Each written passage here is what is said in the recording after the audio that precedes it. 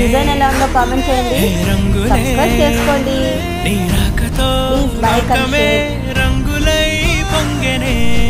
Please like and share, subscribe please.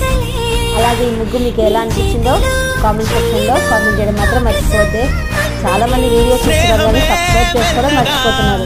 Please subscribe చేసుకోండి, support చేయండి, వీడియోని ఎక్కడా స్క్రోల్ చేయకుండా చూడండి.